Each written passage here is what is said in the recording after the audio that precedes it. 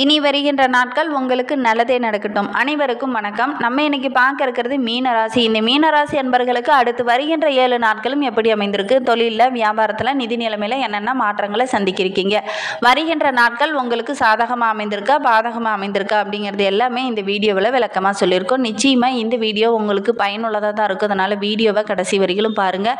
நீங்கள் இப்போ தான் ஃபஸ்ட் டைமாக நம்ம சேனலை பார்க்குறதா இருந்தால் நம்ம சேனலை சப்ஸ்கிரைப் பண்ணிவிட்டு கூடவே இருக்கிற பெல் ஐக்கானையும் கிளிக் பண்ணிக்கோங்க. அப்போ தான் நாங்கள் போடுற ஒவ்வொரு வீடியோவுமே உங்களுக்கு நோட்டிஃபிகேஷனாக வரும். நீங்கள் அதான் மறக்காமல் நம்மளுடைய சேனலுக்கு ஒரு லைக் கொடுத்துக்கோங்க. உங்களுக்கு ஜோதிட ரீதியாக ஏதாவது சந்தேகம் இருக்குது அல்லது ஜோதிடர்கிட்ட ஏதாவது ஆலோசனை வேணும் அப்படின்னா டிஸ்கிரிப்ஷனில் நம்பர் கொடுத்துருக்கேன். அந்த நம்பருக்கு கான்டாக்ட் பண்ணி முன்பதிவு செய்துக்கோங்க. உங்களுடைய சந்தேகங்களுக்கு நல்ல ஒரு தீர்வு கிடைக்கும். வருகின்ற நாட்களில் நம்மளுடைய மீன ராசி அன்பர்களுக்கு நீண்ட நாள் ஆசை ஒன்று நிறைவேறக்கூடிய வாய்ப்பு இந்த காலகட்டத்தில் கூடி வரும். அது உங்களுடைய திருமணமாக இருக்கலாம், நீண்ட நாளாக ஒரு தொழில் தொடங்கலாம் அப்படின்னு ஆசைப்பட்டு வந்திருப்பீங்க. அந்த தொழில் தொடங்கக்கூடிய யோகமாக இருக்கலாம், வண்டி வாகனம் வாங்கலாம்னு நினச்சிருப்பீங்க, அது வாங்கக்கூடிய ஒரு யோகமாக இருக்கலாம். உங்களுடைய மனதுக்கு பிடித்த பெண்ணை இந்த காலகட்டத்தில் திருமணம் செய்யக்கூடிய ஒரு வாய்ப்பு அமையும். இந்த காதலிச்சிட்டு இருக்கவங்களாம் முயற்சி பண்ணுங்கள், கண்டிப்பாக நல்ல ஒரு வாய்ப்பு இந்த டைம் அமையும் அப்படின்னே சொல்லலாம். மனதுக்கு பிடித்த சுற்றுலா தலங்களுக்கு செல்லக்கூடிய ஒரு அமைப்பு இந்த டைம் இருக்குது. வெளியில் எங்கேயாவது, இதெல்லாம் சம்மர் டைம் ஆரம்பிச்சிருச்சு, குழந்தைங்களுக்கெல்லாம் லீவ் விட்டுட்டாங்க, வெளியில் எங்கேயாவது சுற்றுலாத்தலம் போகலாம் அப்படின்னு பிளான் போட்டிருந்தீங்கன்னா அதெல்லாம் நிறைவேறக்கூடிய காலகட்டமாக வருகின்ற வாரம் அமைந்திருக்கு அப்படின்னே சொல்லலாம். ஆரோக்கியத்தில் கொஞ்சம் கவனமாக இருங்க. திடீர்னு சின்ன உடல் உபாதைகள் வரக்கூடிய ஒரு சூழ்நிலை இருக்குது. வெளி உணவுகளை கொஞ்சம் குறைச்சிக்கிறது நல்லது. அதே மாதிரி ஆரோக்கியமான உணவுகளை எடுத்துக்கோங்க. இப்படி ஏதோ ஒரு நல்லது இந்த காலகட்டத்தில் அவசியம் இந்த மீனராசி அன்பர்களுக்கு நடக்கும் அப்படின்னு சொல்லலாம். வருகின்ற 7 நாட்களில் இதெல்லாம் நடக்கக்கூடிய ஒரு யோகம் இருக்குது.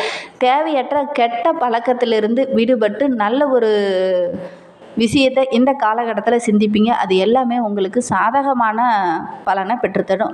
கெட்ட சவகாசங்களை கொஞ்சம் கொஞ்சமாக குறைச்சிவிங்க. தேவையில்லாத விஷயத்தில் அதிகம் தலையிட மாட்டீங்க.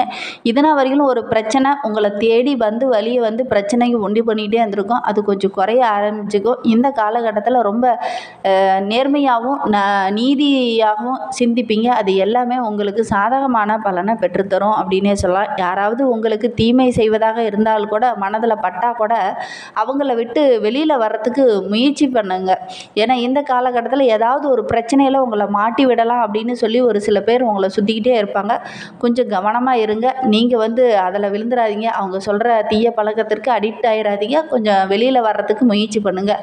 பாவப்பட்டு நீங்கள் போய் அவங்க இதெல்லாம் சொல்கிறாங்களே அப்படின்னு பாவப்பட்டு நீங்கள் போனீங்கன்னா நீங்கள் தான் பிரச்சனையில் மாட்டுற மாதிரி இருக்கும். கொஞ்சம் கவனமாக இருந்து நல்லது. தினமுமே நீங்கள் முடிந்தால் மீனாட்சி அம்மனை வழிபட்டுட்டு வாங்க. நல்லதே உங்களுக்கு நடக்கும். நம்பிக்கையோடு தினமுமே முடிந்தால் மீனாட்சி அம்மனை வழிபட்டுட்டு வாங்க. தினமும் வீட்டு பூஜை அறையில் மீனாட்சி அம்மனை நினைத்து விளக்கு போட்டுக்கிட்டு வாங்க. ஏன்னா உங்களால் தினமும் மீனாட்சி அம்மன் கோவிலுக்கு போக முடியாது. அந்த காரணத்திற்காக வீட்டில் தினமுமே மீனாட்சி அம்மன் படம் இருக்குது அப்படின்னா அந்த படத்தை எடுத்து வைத்து தீபம் ஏற்றி வழிபட்டுட்டு வாங்க. கண்டிப்பாக உங்களுடைய வாழ்க்கையில் உள்ள பிரச்சனைகள் குறையும். அதே மாதிரி எதிரிகளுடைய தொல்லையிலேருந்து உங்களால் விடுபட முடியும். இந்த காலகட்டத்தில் கொஞ்சம் நிதானமாக இருங்க. யாரோ ஏதாவது ஒன்று சொல்கிறாங்க அப்படின்னா உடனே அதில் இறங்க வேண்டாம். கொஞ்சம் சிந்தித்து செயல்படுங்க. ஏன்னா உங்களுடைய சிந்தனையை கூட ஒரு சிலர்லாம் பிரெயின் வாஷ் பண்ணிடுவாங்க. நீங்கள் இதை மாதிரி பண்ணுங்க அப்படின்னு தூண்டி விடுவாங்க. கொஞ்சம் கவனமாக இருந்தீங்க அப்படின்னா பெரிய பாதிப்பு எதுவும் வராது. இல்லை அப்படின்னா சின்ன இடைஞ்சல்களை நீங்கள் சந்திக்க வேண்டிய ஒரு சூழ்நிலை அமைந்துடும். கவனமாக இருக்கிறது நல்லது. சூரியன் பார்த்தீங்கன்னா 1, 2 வீட்டில் அமர்ந்திருக்கிறார். வெட்ட முளைக்கும் முள்செடியை போல் புது பிரச்சனை டெய்லியுமே உங்களை தேடி வரும். தளராமல் தன்னம்பிக்கையோடு எதிர்த்து போராடினீங்க அப்படின்னா அதெல்லாம் ஓரளவுக்கு உங்களால் தாண்டி வர முடியும். வியாபாரத்தில் கூட ஓரளவுக்கு வெற்றி கொடி காட்ட நல்ல வாய்ப்பு இந்த டைம் அமையும். நேரத்தை கரெக்டாக பயன்படுத்திக்கணும். இல்லை இது வேணாம் அப்படின்னு ஒதுங்கி போனீங்கன்னா அது உங்களுக்கு தான் நஷ்டமாக அமைந்துடும். அதனால் கொஞ்சம் கவனமாக இருங்க. கவனமாக இருந்தீங்க அப்படின்னா கண்டிப்பாக நல்ல ஒரு சாதகமான பலன் வருகின்ற நாட்களில் இந்த மீனராசி என்பவர்களுக்கு கிடைக்கும்.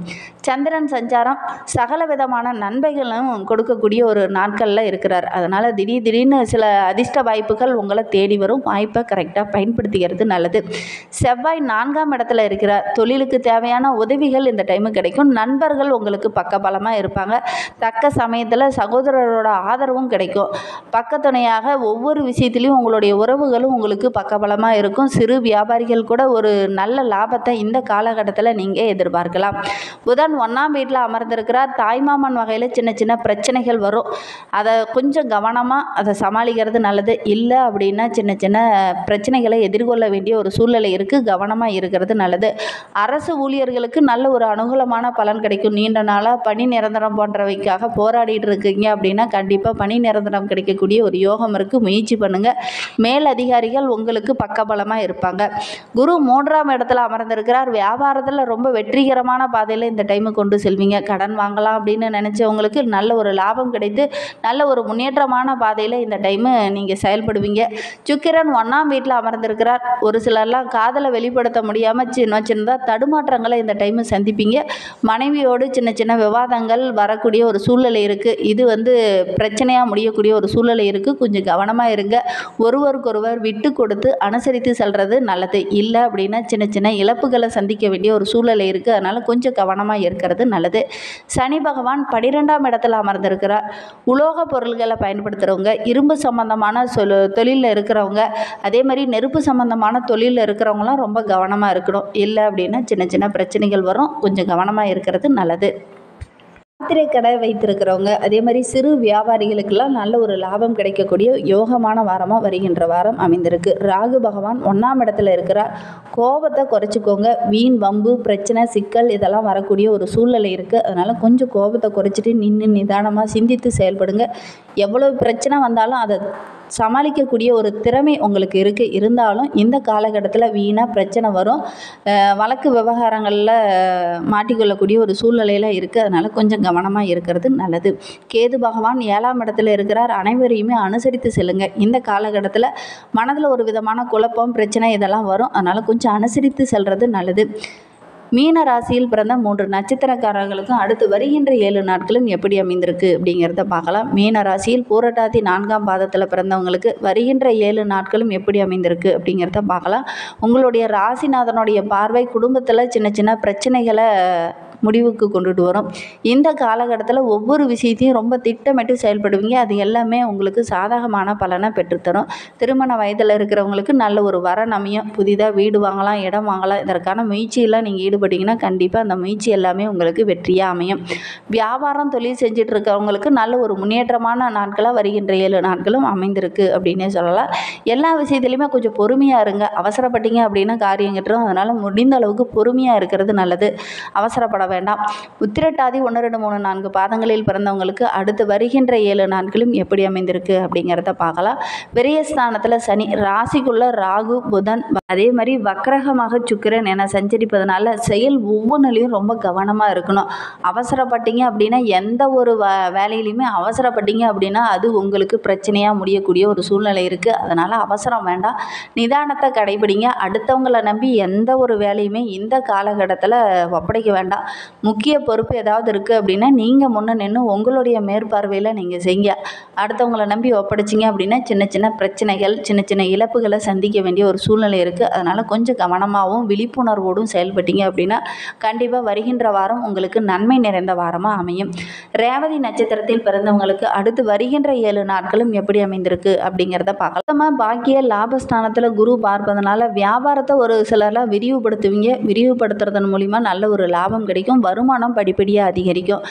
வேலையில் சின்ன சின்ன நெருக்கடிகள் வரும். வேலைப்பளு கொஞ்சம் அதிகமாக இருக்கும். வீட்டுக்கு தேவையான ஆடம்பர பொருளெல்லாம் வாங்கலாம் அப்படின்னு சொல்லி ஒரு சிலர்லாம் முயற்சி பண்ணுவீங்க. வாங்கக்கூடிய யோகம் இருந்தாலும் செலவுகள் கொஞ்சம் அதிகமாக இருக்கும்.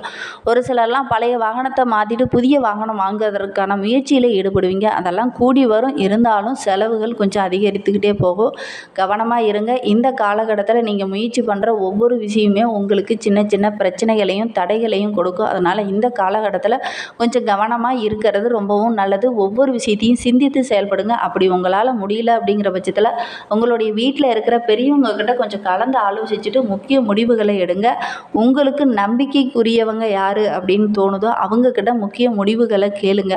அதனால் பெரிய பாதிப்பை தவிர்க்கலாம். அதனால் முடிந்த அளவுக்கு கொஞ்சம் சிந்தித்து செயல்படுங்க. அவசர முடிவு உங்களுக்கு பிரச்சனையாக முடிந்துடும். கவனமாக இருங்க. இன்னுமே உங்களுடைய வாழ்க்கை சிறப்பாக இருக்கணும், உங்களுடைய புத்தி தெளிவாக இருக்கணும் அப்படின்னா விநாயகரை தொடர்ந்து வழிபட்டுட்டு வாங்க. உங்களுடைய வாழ்க்கையில் உள்ள பிரச்சனைகள் படிப்படியாக குறையும். உங்களுடைய சிந்தனையில் ஒரு விதமான தெளிவு கிடைக்கும், ஞானம் பிறக்கும். அதனால் முடிந்த அளவுக்கு விநாயகரை தொடர்ந்து வழிபட்டுட்டு வாங்க. உங்களுடைய வாழ்க்கை ரொம்ப வளமாகும். இந்த மாதிரி பயனுள்ள தகவலை நீங்கள் தொடர்ந்து கேட்கணும் அப்படின்னு நினச்சிங்கன்னா நம்ம சேனலை சப்ஸ்கிரைப் பண்ணிவிட்டு கூடவே இருக்கிற பெல் ஐக்கானையும் கிளிக் பண்ணிக்கோங்க. அப்போ தான் நாங்கள் போடுற ஒவ்வொரு வீடியோவுமே உங்களுக்கு நோட்டிஃபிகேஷனாக வரும்.